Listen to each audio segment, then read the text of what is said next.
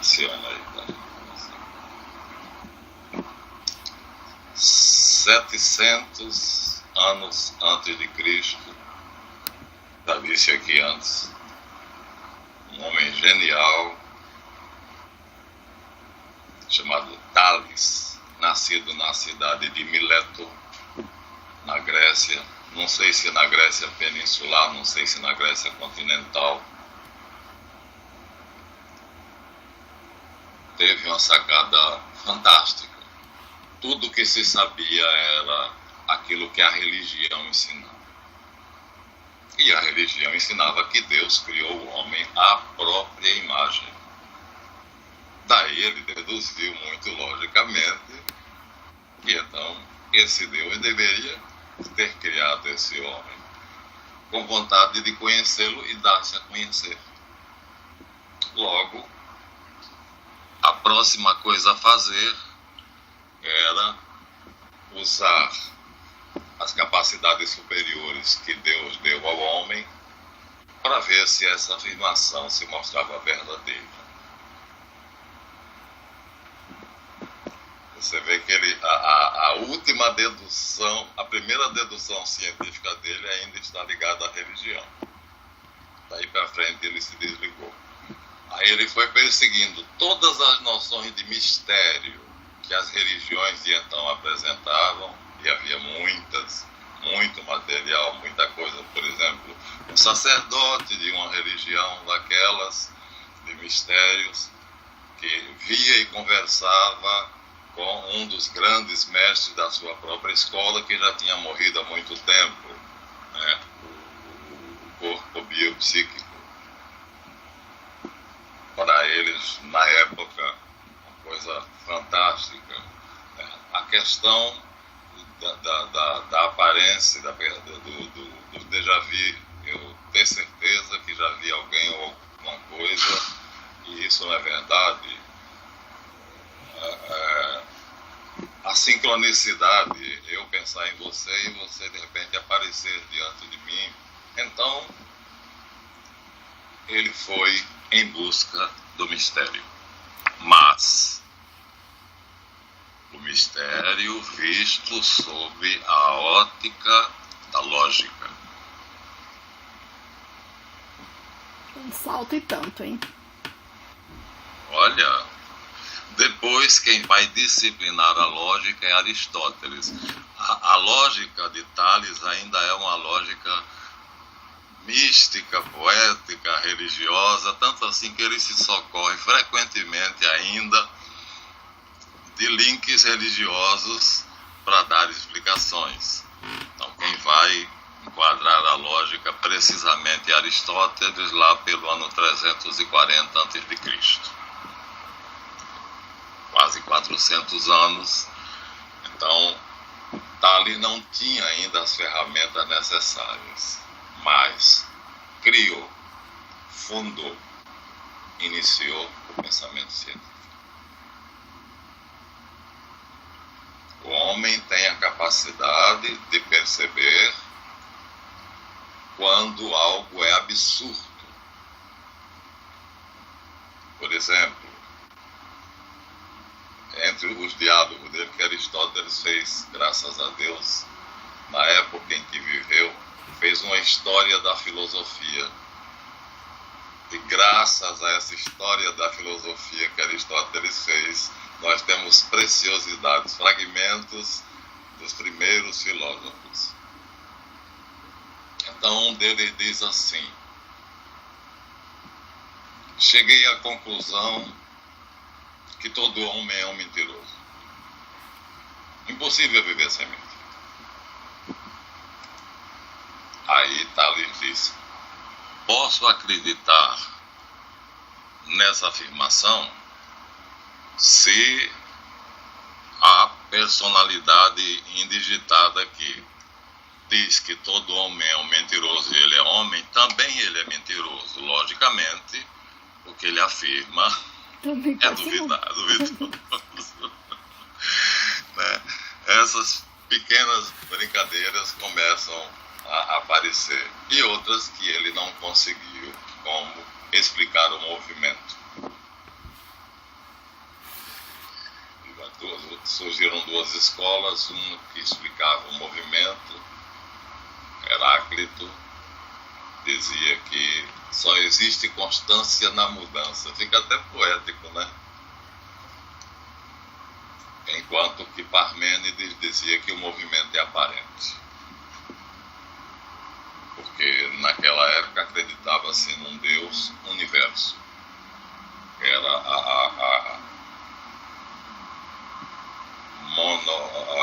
como é que é o nome da religião? Esqueci agora. O universo é Deus. Pronto. Só tanto, tudo é Deus, o universo é Deus. Então,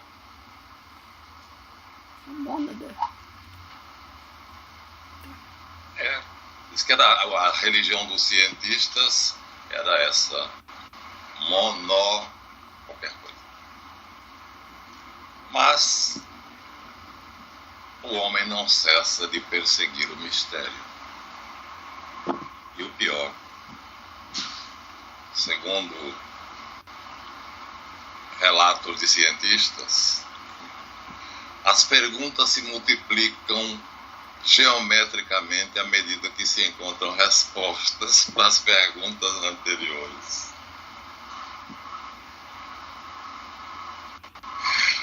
Hoje em dia, um cientista não se tornará tão famoso pela resposta, pela solução que ele encontrou para um problema, como Einstein, por exemplo, que disse que lamentava não ter ido mais fundo na teoria do todo, né? Mas o que ele ofereceu à humanidade tinha sido bastante. Era uma frase saudosista. Mas os cientistas acreditam que vão acabar com o mistério.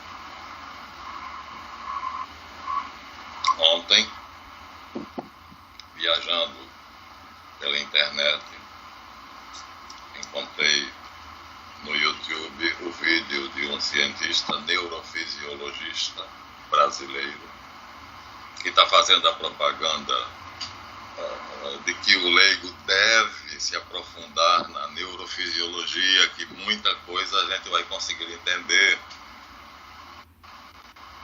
Inclusive ele estava com o livro lá da preferência dele, que não era de um brasileiro, mas tem cientistas brasileiros que já escreveram o livro da gente.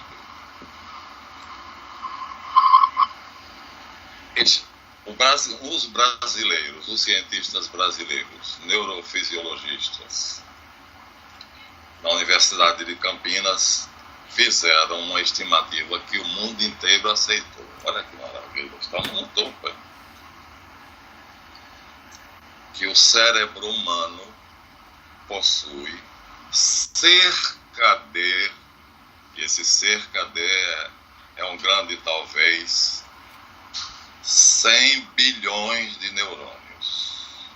Olha, esse número é muito duvidoso, mas o que os cientistas brasileiros fizeram foi aceito pela comunidade científica do mundo todo. Bom, um neurônio, quando você tem uma ideia, um neurônio acende. Se a ideia teu cérebro achar interessante, outro neurônio se candidata a compreender aquela ideia e acende também.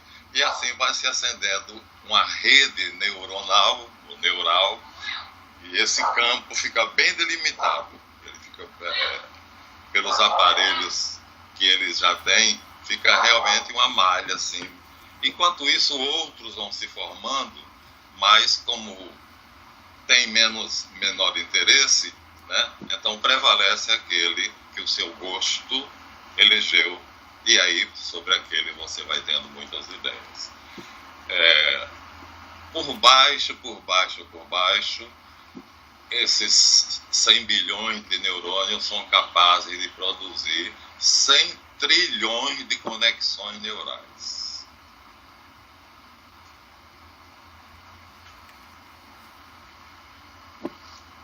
Que é um absurdo.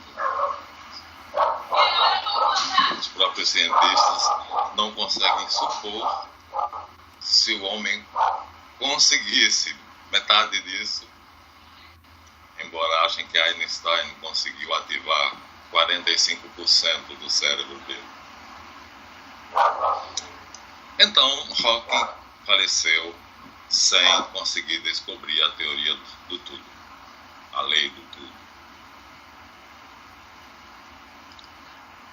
E, ao dizer que Deus não existe, rompeu uma linha que a própria ciência tinha demarcado, que a ciência não tem autoridade para falar sobre o sobrenatural e que a teologia não tem autoridade para criticar a ciência.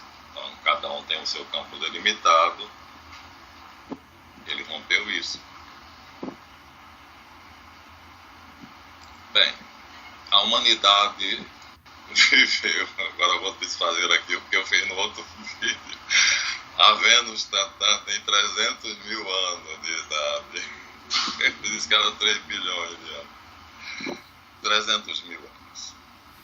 É o indício mais antigo que a humanidade possui de si mesma. Em osso de marfim, percebe-se que é uma figura humana e foi datada como tendo 300 mil anos. Como o marfim é o osso mais duro que existe,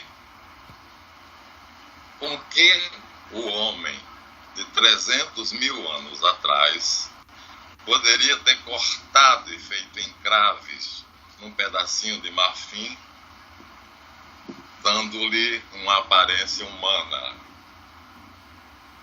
Isso a ciência não procura saber. Devia procurar, porque está no campo da ciência. Está no campo da ciência. E são abundantes as figuras em marfim. Bisões, touros, servos, cavalos.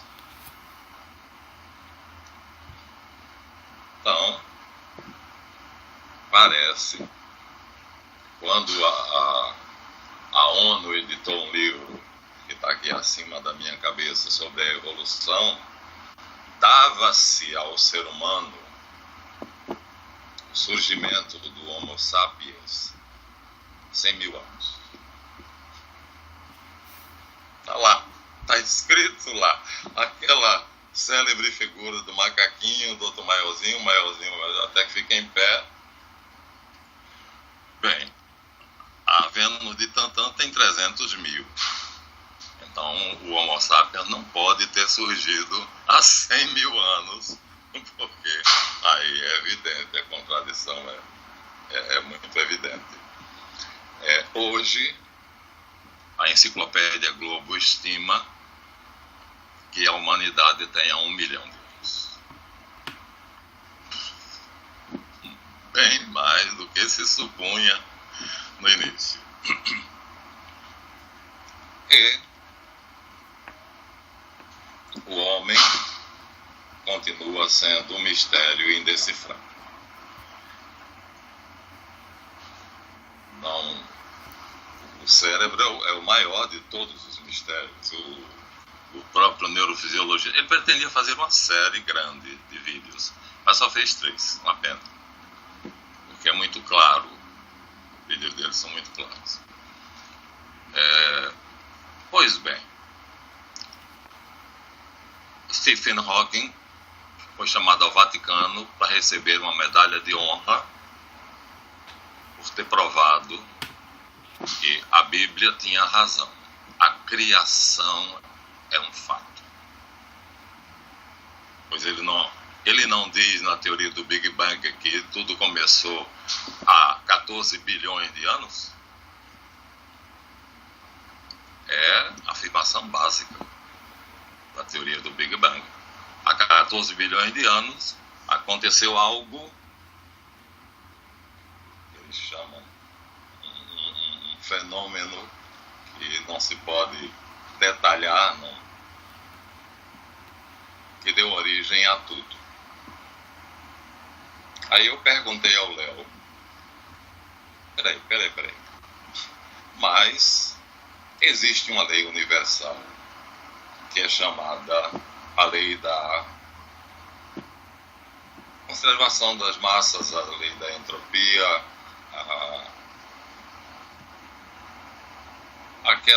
a lei que diz que uma coisa parada tende a ficar parada, andando tende a andar se não houver uma interferência. A teoria de Hawking diz que havia uma superanã preta, branca, cinza, marrom, ou seja, o que fosse, de um tamanho da cabeça de um alfinete. Havia. Começa-se assim. Quando, de repente, essa pequena anã branca explodiu. Não explodiu como a gente imagina que seja uma explosão, não. Se você pegar a sua televisão, botar no HF, aquela porção de chuvisco que aparece na tela e aquele ruído, é o eco do Big Bang. É o barulho que ele fez. Então, bem distante da nossa noção de Bang. É interessante que os cientistas conseguiram seguramente chegar a isso. Foi a Graham Bell Company, fazendo investigações para a telefonia, terminou descobrindo que aquele chiado da televisão, quando você liga lá no HF, principalmente as preto e brancos, a tela com aquele chuvisco e aquele chiado, ele é o eco do Big Bang que ainda está no universo, e a televisão naquela posição capta exatamente isso. Isso interferia na telefonia. Descobriram sem querer. Pois bem, há 2000 anos atrás, pisou nesse chão um homem que veio explicar o que é o principal mistério do próprio homem. O que nós somos, de onde nós viemos, como nós viemos. Em suma, dissemos a você que a sinopse evangélica, ela tem pouca coisa em que todos os autores, os 4 autores, falam da biografia de Jesus. Só isso. Só esse pedacinho aqui do começo. Dá para perceber? Uma abazinha aqui. O resto, São João discorda de tudo. Mas mesmo nesse pedacinho, existem coisas notáveis. 6 pastores estavam cuidando de um rebanho quando, de repente, soam trombetas e aparece no céu um coro de anjos dizendo: glória a Deus nas alturas e paz na terra aos homens de boa vontade. Pô, o negócio é para você desmaiar de susto. São João, quando diz que batizou Jesus, e assim que ele saiu da água, eu vi o Espírito Santo pairar sobre ele como uma pomba, e uma voz do céu dizer: este é o meu filho muito amado, ouçam.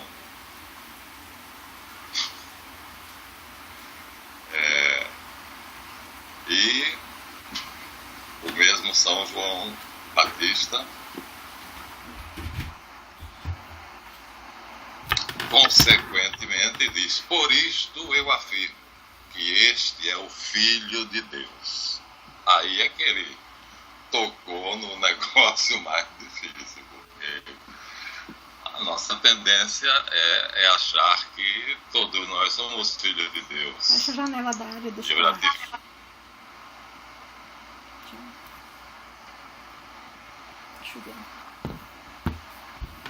Eu já tive muitas discussões com filósofos, espíritas, livres pensadores, em suma, que não aceitam essa divisão. Todos somos filhos de Deus. Quase é até um jargão. Não, peraí.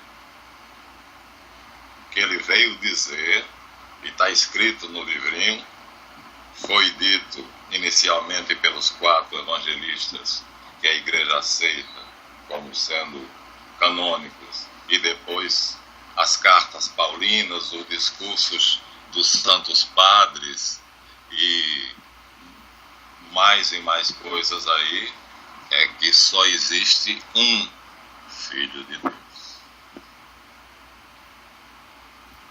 Credo in uno Deum Patri Omnipotentes factorem celi et terram et uno Filio Dei unigênito, Jesus Cristo.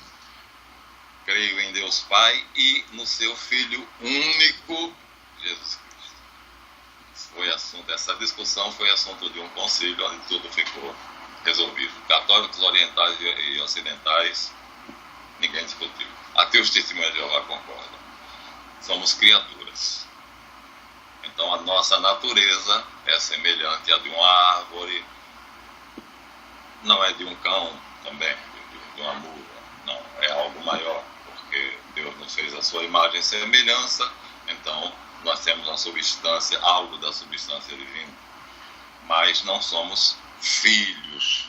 Agora somos batizados, porque fomos batizados.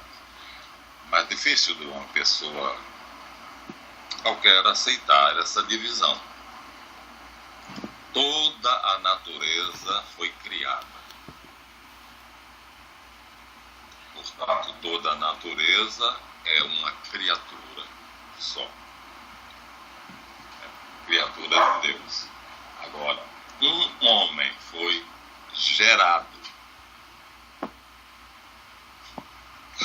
Não foi criado, gerado. Deus de Deus, luz de luz, Deus verdadeiro, de Deus verdadeiro, gerado, não feito, da mesma substância do Pai, por meio de quem todas as coisas foram feitas. Ele diz expressamente no Evangelho: a vontade do meu Pai é que todos creiam que existe um único Deus verdadeiro e Jesus Cristo, seu enviado. Ele junta logo as duas ideias. Não é só crer em Deus. Crer em Deus todo mundo crê. Criatura de Deus quer entrar. Gato.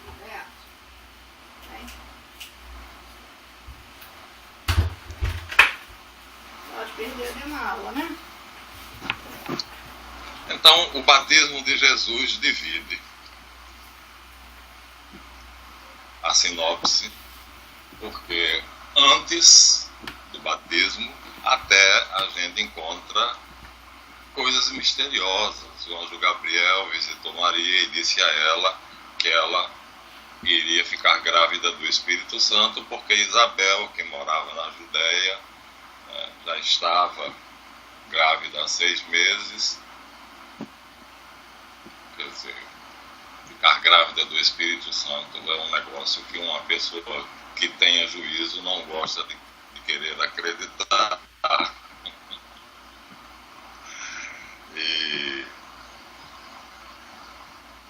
Então isso está no começo, nesse comecinho antes do batismo. Mas quando João diz, ele é o Filho de Deus, eu vi e testemunho.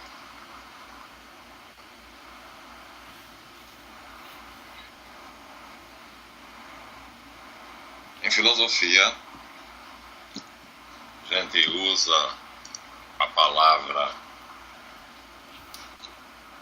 essencial e acidental.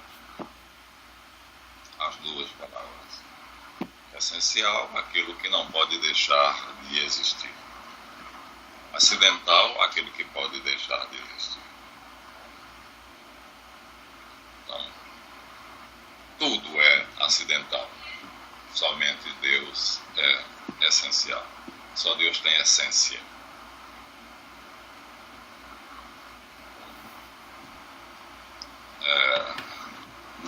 Nós não sabemos. Quer dizer, se nós não existíssemos, ele não seria conhecido por nós, mas ele existiria de qualquer maneira.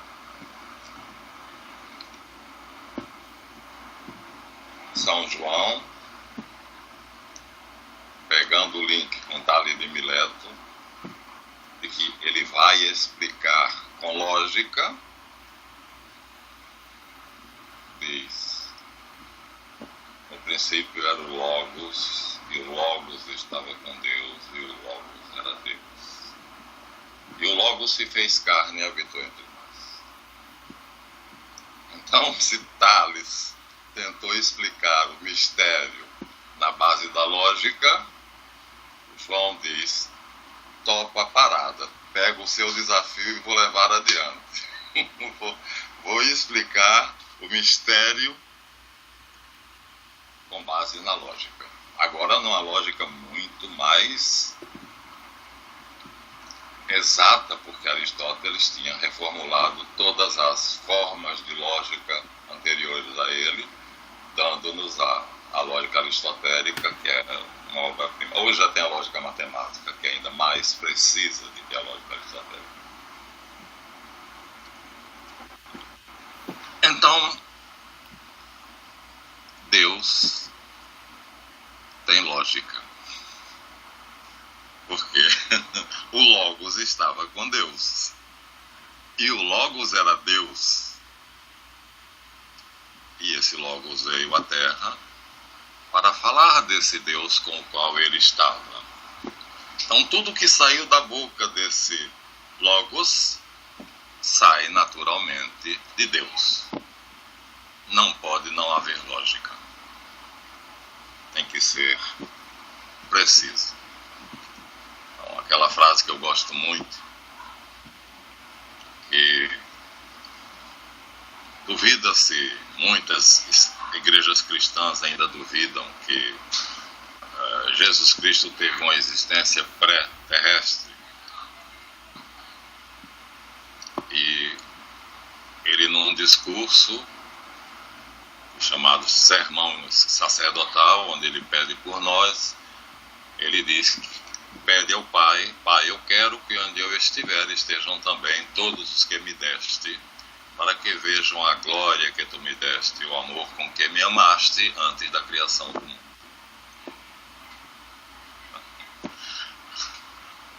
Ou você aceita ou você não aceita. Se você não aceita, então vai ter que provar que ele não existiu antes da criação do mundo. Um grande mistério que tortura os filósofos e que Jesus insiste. Curiosamente, quase não encontramos no Antigo Testamento, quer dizer, para o judeu era um tema pouquíssimo explorado. Aparece pouco Satã.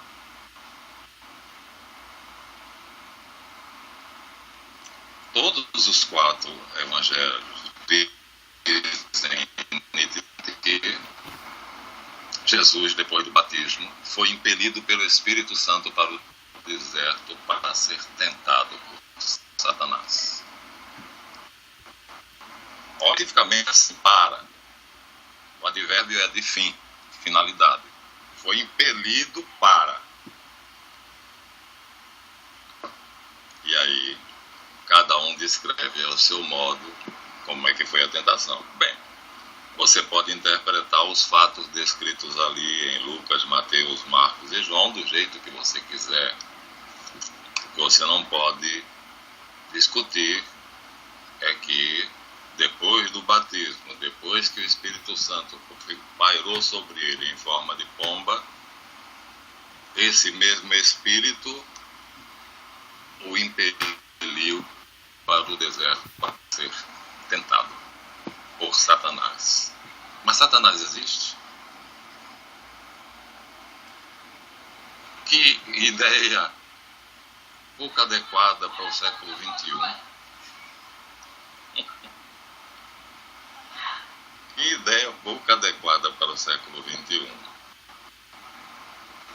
Mas os teólogos e os filósofos se curvam sobre esse tema e na nossa Igreja Católica Apostólica Romana, nenhum membro, se estiver falando para a Assembleia em nome da Igreja, quer dizer, se estiver dentro da liturgia, se aquilo foi planejado, se ele foi planejado para fazer a ação dele, a parte dele, dentro da liturgia, ele não pode dizer que Satanás não existe. É dogma de fé. E a igreja, para fazer um dogma, às vezes leva um ano inteiro, os bispos se reunindo e discutindo, se reunindo e discutindo, manhã e de tarde, manhã e de tarde, manhã e de tarde.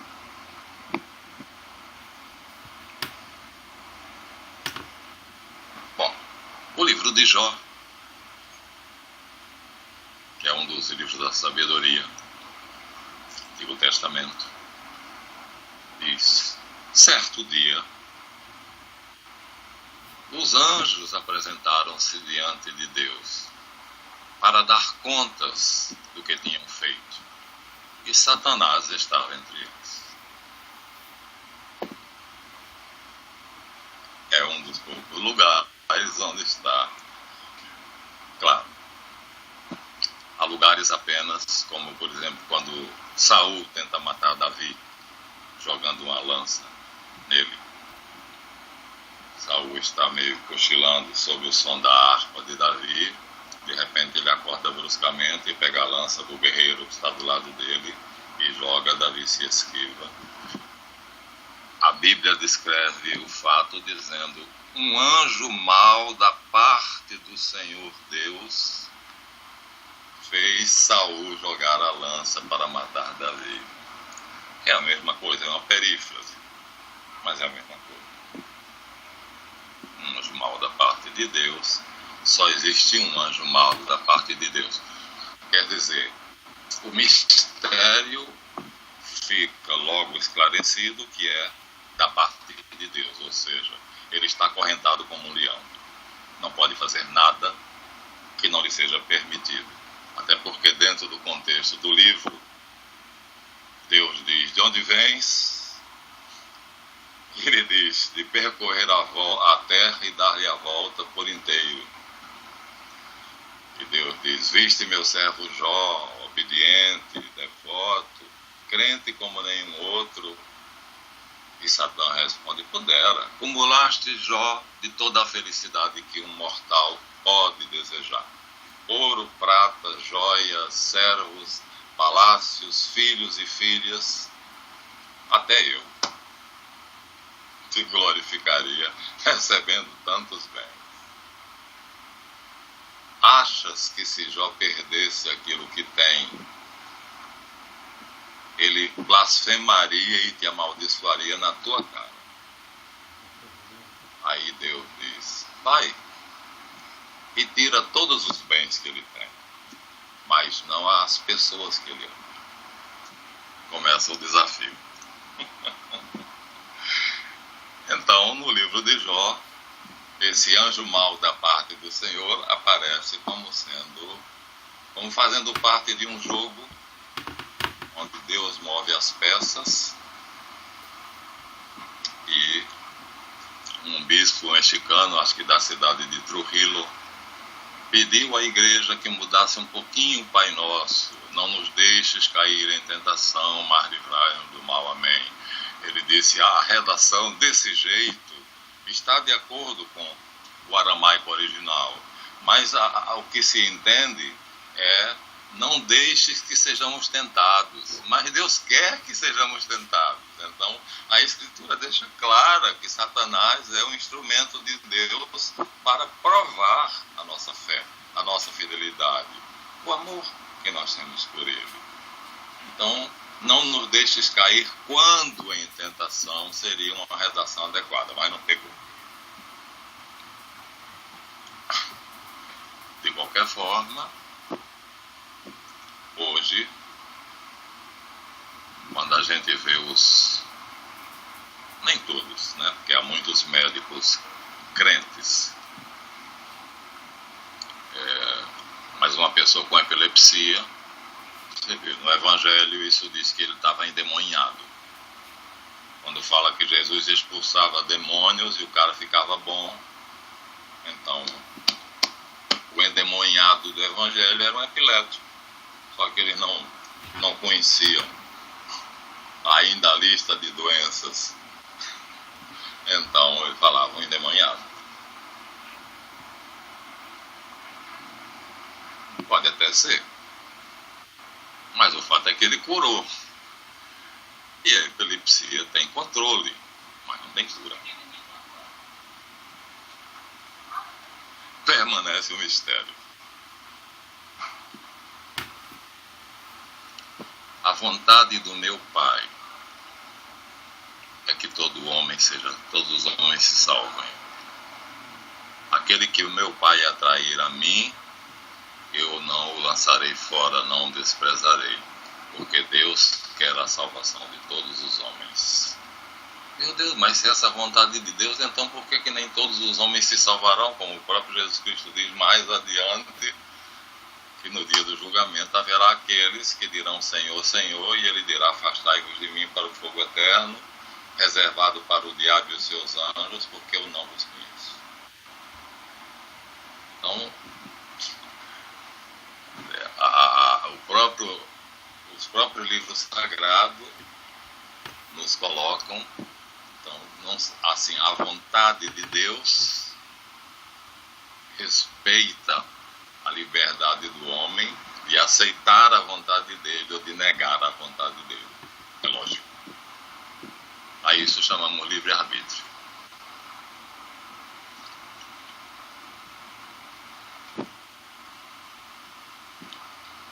E naquele dia, o Filho do Homem virá sobre as nuvens do céu e os anjos de Deus com ele. E ele separará ovelhas e cabritos.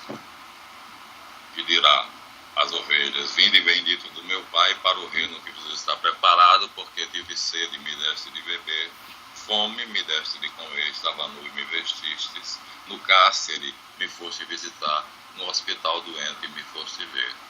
E os justos dirão, Senhor, quando foi que te vimos nessas situações e te privilegiamos? Toda vez que fizestes isto a um dos meus mais pequeninos irmãos, a mim o fizeste.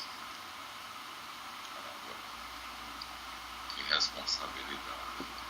Nós não temos essa capacidade. Aqueles que tiveram, a igreja canonizou. Se colocar no lugar do outro, mas de tal maneira, tão empático, com tal empatia, que eu sinta o que ele sente como se estivesse acontecendo comigo. Para fazer isso, amar ao próximo como a ti mesmo, terias que cumprir primeiro o primeiro mandamento, amar a Deus sobre todas as coisas.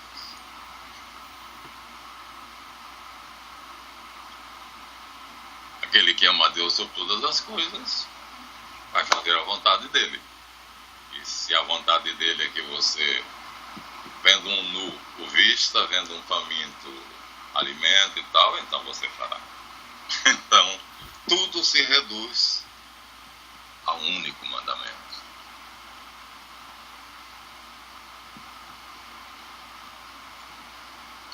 E perguntaram, um príncipe da sinagoga perguntou a Jesus, mestre, qual é o maior e mais importante mandamento de Moisés? E ele disse, ouve Israel, o Senhor teu Deus é único, amá-lo-ás de todo o teu coração, com todas as tuas forças e com todo o teu entendimento. E o segundo é semelhante, amarás ao teu próximo como a ti mesmo. Desses dois mandamentos depende toda a lei e os profetas. São Pedro disse, então ninguém se salvará. Ele disse, para o homem é impossível, para Deus não. Porque a misericórdia prevalecerá sobre a justiça.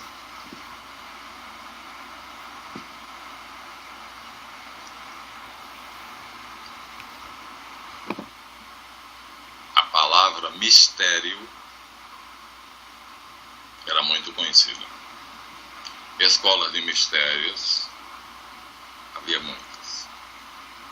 Que Cristo quis fundar uma escola de mistérios é muito evidente. É preciso ter muito má vontade para não aceitar isto. Porque quando ele diz: Pedro, tu és pedra, e sobre essa pedra edificarei a minha eclésia, igreja, e as portas do inferno não prevalecerão contra ela. Eu te darei as chaves do reino do céu. O que ligares na terra será ligado no céu. O que desligares da terra estará desligado no céu.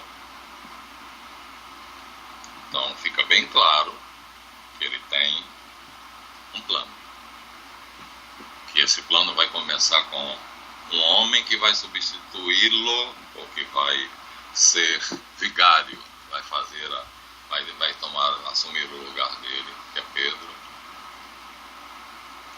E a palavra, depois que o padre pega a hóstia e exibe, e aí o sacristão toca a sinetinha várias vezes, e ele coloca de novo a hóstia sobre o altar e diz: Mysterium Fidei. Este é o mistério da nossa fé. Qual? Que não fui eu que celebrei esta missa, foi Jesus. Que eu não celebrei mais uma missa entre as 60 que eu já celebrei durante meu tempo de padre. É uma missa só. Porque não se repete. Não é algo repetível, né? Eu não encenei algo que ele encenou uma vez, duas vezes, três vezes, não. Ele misteriosamente provocou um fenômeno no tempo, no espaço e em mim, e aconteceu de novo o que aconteceu no cenáculo há 2000 anos atrás. Esse é o mistério. Ele celebrando a ceia, nos convidando a participar dela.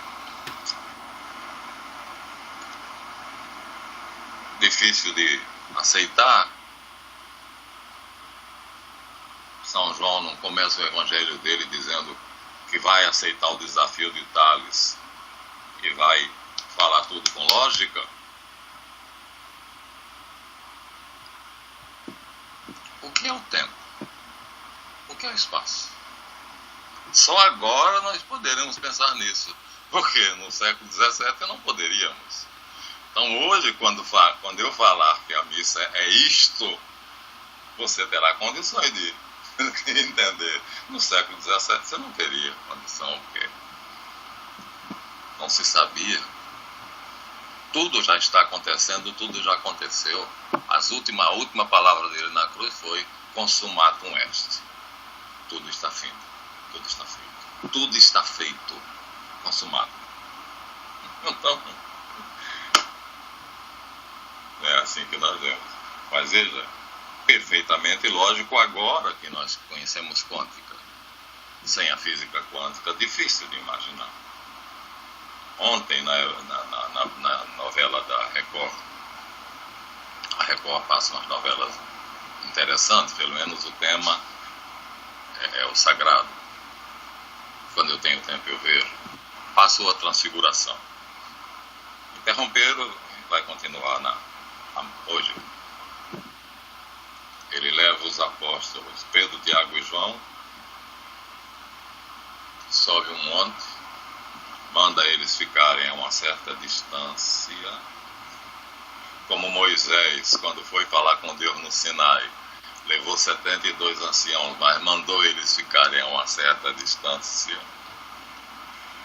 Depois se afasta um pouco, volta-se para eles, e aí as vestes dele começam a brilhar e a resplandecer. O texto diz: com uma alvura que nenhuma lavadeira poderia dar a um tecido. O rosto dele brilha como o sol, e aparece de um lado Moisés e de outro lado Elias, conversando com ele sobre a morte e a crucificação dele em Jerusalém. Quer dizer, eles até ouviram o que eles estavam conversando. Quer dizer, ele pegou um pedacinho da vida dele no céu, um flash, e mostrou para os discípulos: olha lá, é assim. Lá a gente conversa com os amigos.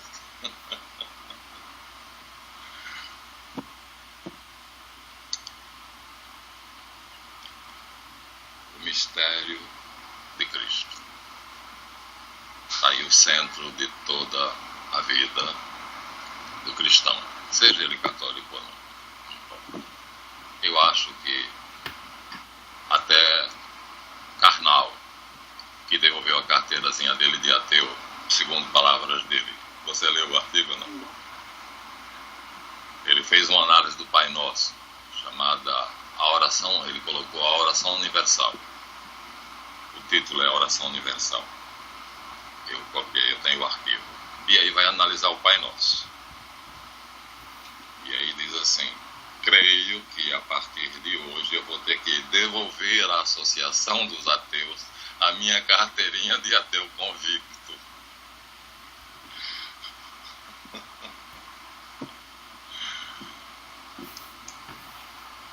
Porque cheguei à conclusão que o Novo Testamento é um recall de fábrica do Antigo.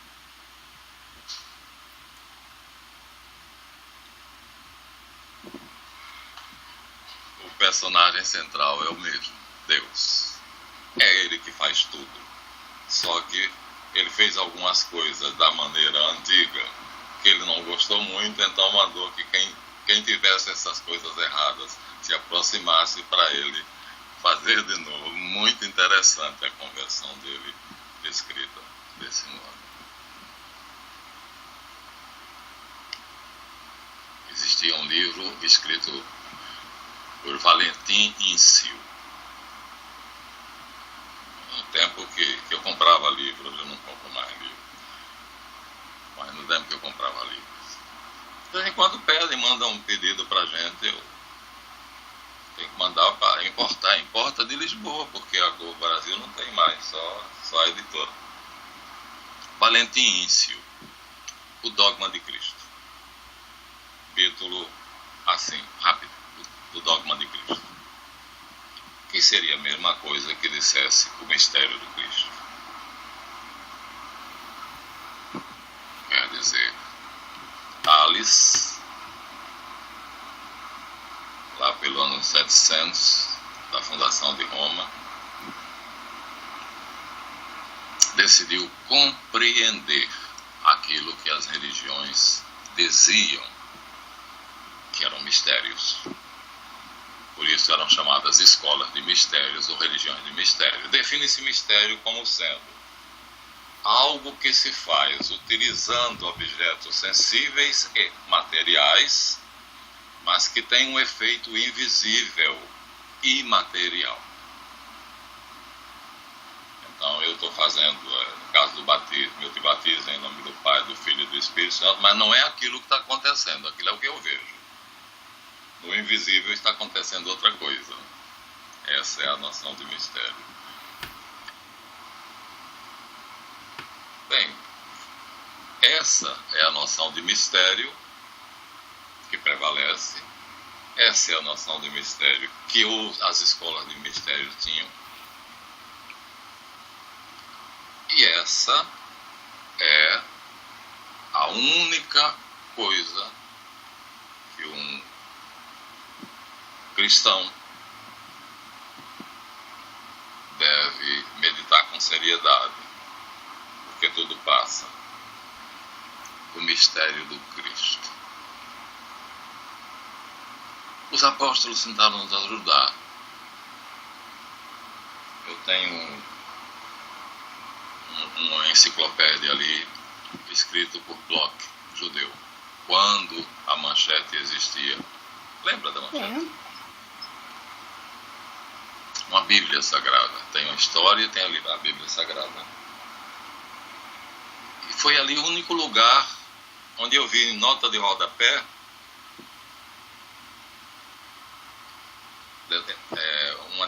em determinado momento, quando se fala da criação, na nota de rodapé se explica que o credo é, na verdade, o elenco de 12 afirmações feitas pelos 12 apóstolos em lugares diferentes. No Evangelho, nas cartas, de própria voz, e a Assembleia ficou com aquilo. É uma ajuda. Creio em Deus Pai Todo-Poderoso, creio em um só Deus, Pai Todo-Poderoso, Criador do céu e da terra e de todas as coisas visíveis e invisíveis. O primeiro mistério. Então, quando eu olho à minha volta, sei que estou vendo muito pouco. E em Jesus Cristo, seu Filho unigênito, gerado, não feito, consubstancial ao Pai, Deus de Deus, luz de luz, Deus verdadeiro, nascido de Deus verdadeiro, por quem todas as coisas foram feitas. Vai ficar complicado, porque se o Pai é o Criador de todas as coisas, então como é que todas as coisas foram feitas pelo Filho? O que se atribui a um, se atribui aos três, a Trindade não se divide. Tem certos macetes para saber. E lá embaixo,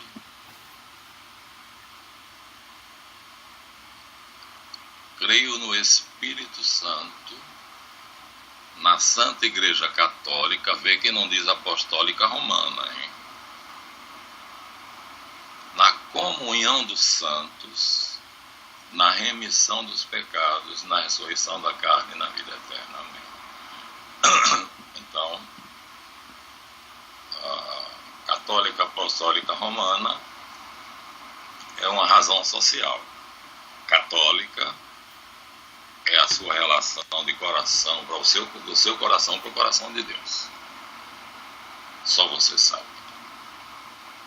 Então, 3.876.000.000 de cristãos existem no planeta. Cada um professa uma crença. E ninguém sabe, né, tudo que ele crê sobre Deus e Jesus Cristo e a igreja dele e a comunidade. Dois não acreditam nas mesmas coisas no todo. E a igreja nos dá essa liberdade. Você pode escrever um livro duvidando de alguma coisa, por exemplo, o diabo existe? Eu tenho esse livro. Mas ali como dúvida metódica. Não é uma afirmação. Ele colocando as pessoas inteligentes, famosas. É um jesuíta aqui. J.M. Martins Terra. Ele vai colocar o que as pessoas inteligentes disseram a respeito do diabo. Existe ou não existe. Você não pode, se você como católica, colocar ali, não. Pode colocar sim. Não, você não pode. Olha, ele disse com uma clareza enorme. Eu não consigo me esquecer da cara do padre, o vigário, quando eu fui dizer a ele que ele escandalizou a igreja. Eu não consigo esquecer. A existência do diabo é dogma. Eu falei, padre, a existência do diabo é dogma. Eu tinha me esquecido disso. Aí foi lá no livrões dele dos concílios para procurar. Veja com que clareza. Mas não podemos duvidar. Se é lógico, não podemos duvidar. Jesus Cristo tem alguns fariseus diante deles, que são os intérpretes da lei, ou seja, as pessoas versadas nas Escrituras. Ele adorava debater com essas pessoas. A Bíblia é, na verdade, um debate mais ou menos constante entre Jesus e os fariseus. Não que eles fossem pior do que os outros, não, mas porque a especialidade deles era de Jesus também. Então é nesse campo que a gente vai testar armas. Não digas, nos vossos corações. Temos por pai Abraão, para com isto ter certeza da vossa salvação. Porque eu vos afirmo que Deus pode suscitar destas pedras filhos de Abraão.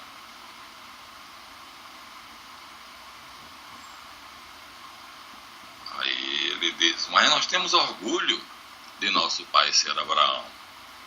Porque Deus disse que em Abraão, na semente dele, no sangue dele, seriam abençoadas todas as nações. Ou seja, um dia a mistura de judeus e não judeus será total. Já está quase aí, viu? Eu vi um vídeo recentemente, já está quase aí. Um vídeo de dois protestantes, interessantíssimo. E eles vão ver, ele vai ver no final das contas a árvore genealógica dele.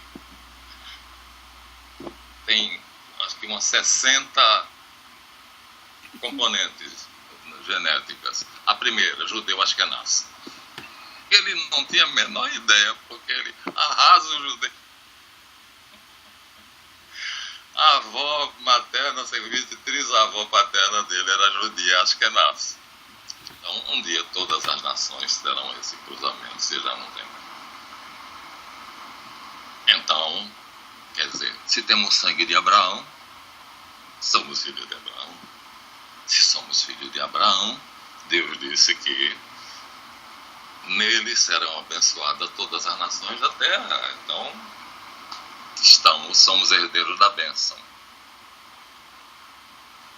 Jesus Cristo diz, se vosso pai fosse Abraão, não estaríeis planejando me matar. Quer dizer, a essa altura o Sinédrio já estava fazendo a conjuração para planejar a morte de Jesus.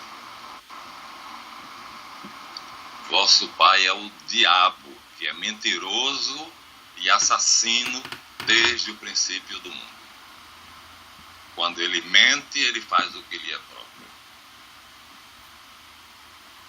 Não há nada mais claro.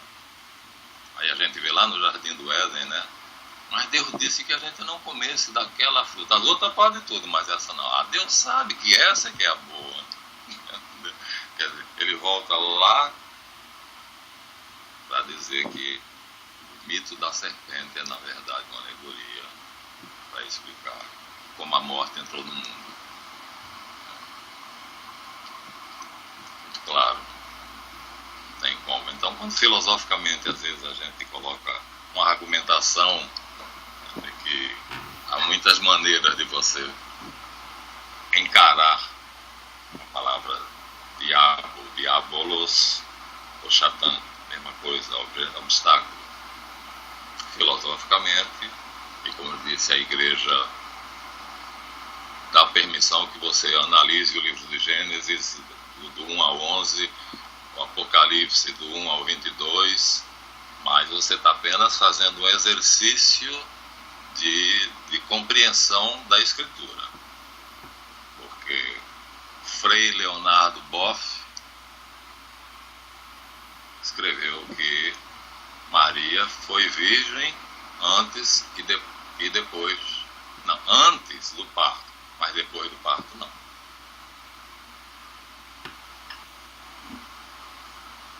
Foi demitido. Não é mais frade católico. Recebeu a carta de demissão dele. Nós professamos que Maria foi virgem antes, durante e depois do parto. Ele, como teólogo católico, num livro publicado por uma editora católica, ele falando sobre Maria, José, Jesus e tal, ele faz essa afirmação que Maria foi virgem antes e durante a gestação, mas depois da gestação não. Então ela teria tido um filho normalmente, pelas maneiras comuns. Pela maneira comum. Portanto, Jesus rompeu tudo aquilo que não devia ser destruído, né? Aí o dogma da Imaculada Conceição vai para o beleléu, porque exatamente se ela é imaculada, então nenhuma mancha, humana, nada do que acontece conosco. O padre, engraçado, o Papa mais tolerante de todos, João Paulo II, o chamou em audiência só com alguns cardeais, o interrogatório foi feito, quem fazia a interrogação era o cardeal Ratzinger, que depois foi Papa, sucedendo João Paulo II, e como Ratzinger achou que João Paulo II estava demorando muito naquele interrogatório sobre 3 livros que ele tinha escrito, que o Boff tinha escrito, ele botou a mão dele em cima da mão de João Paulo II e disse: Santidade, me permita a interrupção breve. João Paulo disse: pois não. Ele virou-se para Boff e disse assim: Jesus Cristo é Deus? Boff disse: não. Assim olhou para João Paulo II e disse: pode lavrar a bula dos caminhos. Realmente, não tem o que falar.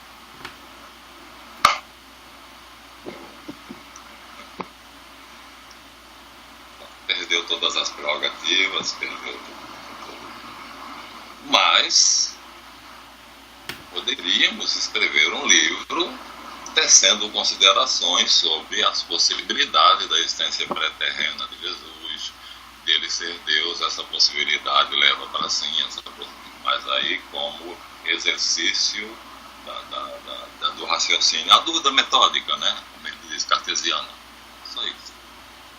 Então, mas quando afirmarmos alguma coisa, então temos que saber. E, como lhe prometi, mas não fiz ainda hoje, ficamos ainda na ponta da chave. Você sabia que o Vaticano, a planta aérea, já viu a planta aérea do Vaticano olhado de cima? É uma chave. É mesmo? Vou mandar para você. Marlete mandou para mim. Achei lindo. Que ideia genial de Bramante, Miguel Ângelo e aqueles da época. É uma chave. Lindo, lindo, lindo, lindo, lindo. Saiu no Face e a Rose mandou para mim. Eu disse que sairia desse pedacinho, porque aí é que a gente vai agora botar em relevo o 4º Evangelho. Mas o mistério é uma coisa séria. O mistério é uma coisa séria.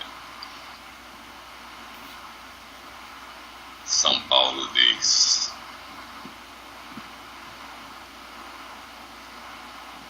o mistério oculto em Deus durante todos os séculos foi manifesto agora a nós, os santos. Cristo em nós, esperança da glória. Maravilha.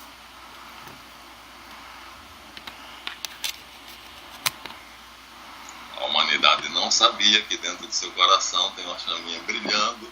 Ela pode brilhar muito como o sol, ela pode brilhar como uma velhinha, que é Cristo, esperando você acender. Olha só. Lindo. Muito bem. Maravilhoso. Na próxima a gente continua, a gente vai passar do batismo. É sempre uma coisa bacana acrescentar de qualquer forma. Obrigada.